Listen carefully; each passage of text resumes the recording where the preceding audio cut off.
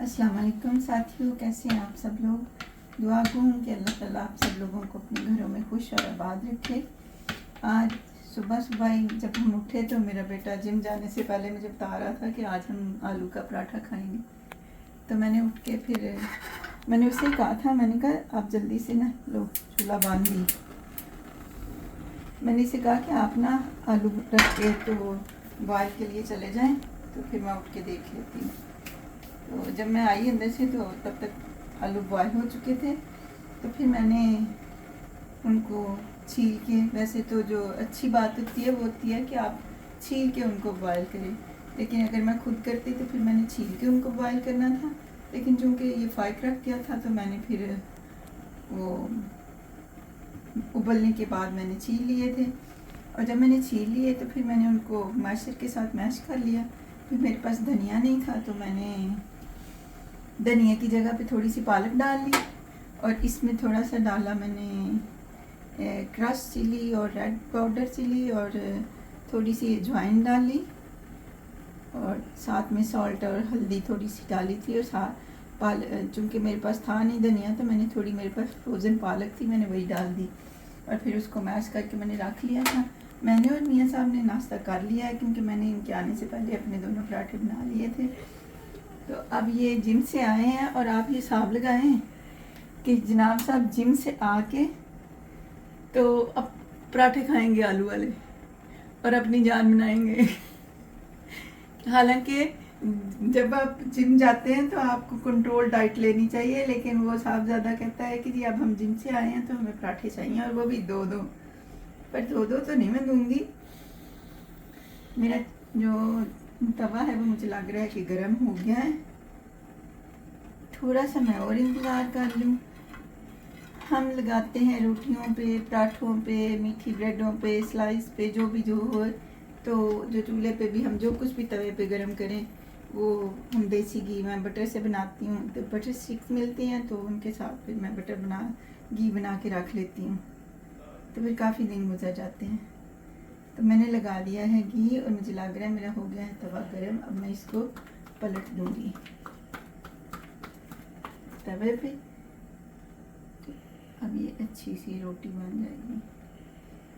जब मेरी शादी हुई थी तब मुझे रोटी बनानी नहीं आती थी, कहीं ऐसे थोड़ा सा बेलने के साथ मैं बनू लेती थी, पर कोई मैं परफेक्ट रोटी नहीं बना सकती थी। ऊपर से मैं शादी के बाद जब लंदन चली गई तो मेरा तो वहाँ पे था ही नहीं, वहाँ पे मेरे पास था नहीं, बेलना भी नहीं था, और वो रोटी बनाने के लिए भी नहीं थी कोई, मतलब कोई लवाजमात नहीं थे। तो हम ना एक बाजी थी, मेरे मियाँ साहब के दोस्त की मिसेस थी, हम उनके घर खाने पे जाते थे सुबह। तो हम जहाँ बैठते थे तो उनका किचन था, उन्होंने वहीं पे सिटिंग रखी हुई थी अपनी, तो मैं वहाँ पे बैठी होती थी। तो उनकी वर्कर्स के लिए वो अपने सुबह मॉर्निंग के लिए नाश्ते बनाती होती थी, वर्कर्स के वास्ते पराठे। तो मैं बड़ा, मेरा दिल करता होता था कि मैं भी इनसे कहूँ कि मुझे एक पराठा दे दें तो मैं ले जाऊँ और फिर मैं सुबह नाश्ते में खा पाऊँ, पर मैं उनसे कह ही ना पाई। फिर मेरी जो बहन है वो गई तो लंदन, तो फिर कुछ महीनों के बाद तो फिर उन्होंने मुझे बताया कि आप ऐसे पराठे बना सकती हैं कि दो पराठे बना के, तो आप बीच में दो पेड़े बना के आप बीच में कोई भी चीज़, कोई आलू, मूलियाँ या जैसे। लेकिन अब मैं बहुत सारे अच्छे किस्मों के हम नाश्ते पराठे बना लेते हैं, आलू वाला पराठा, मूलियों वाला पराठा।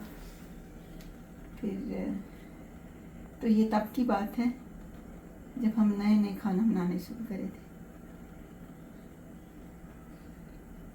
हमारी अम्मा जो थी वो तो बहुत मज़े के पराठे बनाती होती थी, और वो बनाती होती थी तंदूर में भी वो पराठा लगा लिया करती थी, और फिर उनकी फूली फूली सी रोटी होती थी और उसके अंदर वो घी डालती थी, फूले हुए जो रोटी के ऊपर पर्दा सा होता है उसके अंदर। मैंने ये सादी सी, वैसे तो हम दो पेड़े बना के भी उसमें रख लेते हैं, पर उसमें जो किनारे होते हैं ना वहाँ पे नहीं, किनारों पे ना आलू नहीं जा पाता, तो फिर किनारे फीके फीके से होते हैं, तो मैं ऐसे अब कर लेती हूँ। मुझे ये वे भी अच्छा लगा है कि आप ऐसे उसको बना लेते हैं। मैं थोड़ा सा घी अंदर भी लगाऊंगी, नहीं तो पटाटो जो होते हैं वो बहुत फीके फीके से और रूखे रूखे से लगते हैं।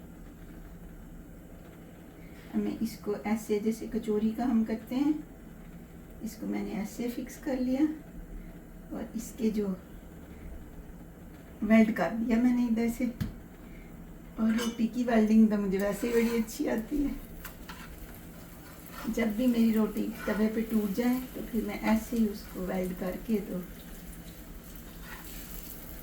बना लेती हूँ।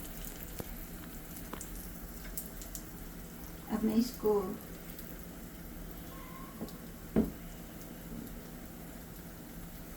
ऐसे इसमें स्प्रेड करके और फिर मैं इसको बेल लूँगी।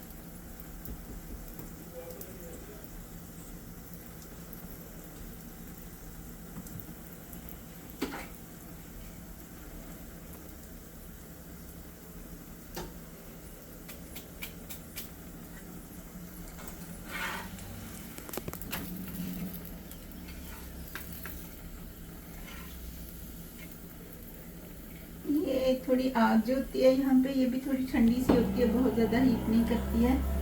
तो अब वैसे भी थोड़ा मौसम जब गर्म होता है तो बिल्कुल ही ठंडी हो जाती है, कि बहुत टाइम लगता है आप कोई भी काम करने पे। और तो फाइक मेरी वीडियोस बना रहे हैं और साथ में पराठों का वेट कर रहे हैं, और अंदर ही अंदर कह रहे हैं कि अम्मा मेरे बारे में बात कर रही है और मेरी पता नहीं डिसरिस्पेक्ट हो रही है। पराठा मेरा डन होने वाला है।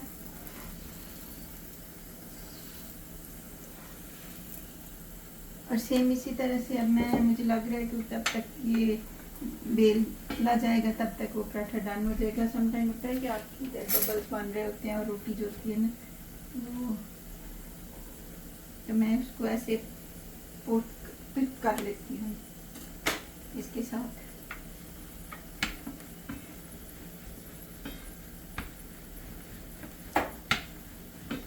तो मैं इसको भी, दूसरी को भी मैं बेल के रख लूँगी, तब तक वो डन हो जाएगी।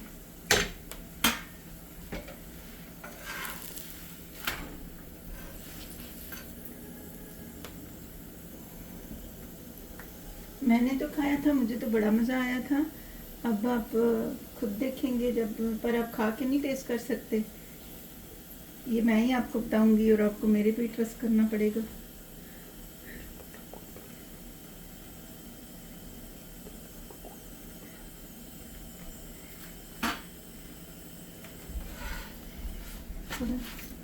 थोड़ा सा रह गया है, फिर मेरे पास ऊपर से बटर है और मैं वो लगाऊंगी और ये हो जाएगा पराठा डन।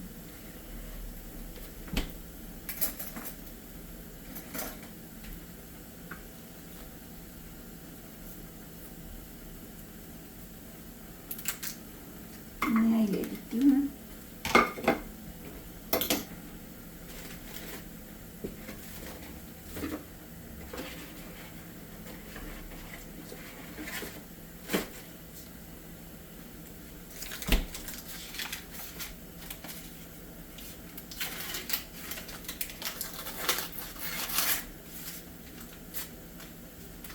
हमारे घर में सबसे अच्छा खाना अम्मा हमारी का तो था ही था, लेकिन मेरी आपा बहुत अच्छा खाना बनाती है। मेरी खाला अच्छा बनाती थी, अल्लाह ताला उनको जन्नत में जगह दे। फिर मेरी एक भाभी हैं, वो भी अच्छा खाना बनाती हैं। और अब मैं भी गुजारा कर लेती हूँ, क्योंकि अब मैं सारी चीज़ें सीख गई हूँ बनाना। पराठा हो गया है डन। बहुत ज़्यादा लाल तो नहीं मैंने किया, लेकिन पराठा डन हो चुका है। अब मैं इसको बटर लगा लूँगी। वैसे तो कोई नहीं भी समटाइम नहीं लगाती हूँ, लेकिन चूँकि थोड़ा मैं आपको शाइनी शाइनी सा और अच्छी सी लुक का पराठा दिखाना चाह रही हूँ, इसलिए मैंने आप बटर लगा लिया। और ये मेरे पास प्लेट आ गई और ये मैंने इसको दिया रख। अब ये योगर्ट के साथ खा सकते हैं या कोई ऐसा भी खाना चाहे तो ऐसे भी खा सकते हैं। और ये दूसरा पराठा मैं डाल दूँगी ऊपर। जैसे ये हो गया, उधर से थोड़ा सा डालना। दुआओं में याद रखें, अपना भी बहुत सारा ख्याल रखें। तो मेरी वीडियो को लाइक और सब्सक्राइब करें और शेयर भी करें और कमेंट भी करें ताकि मैं अच्छे अच्छे कमेंट पढूं। बहुत शुक्रिया। अल्लाह हाफ़िज़।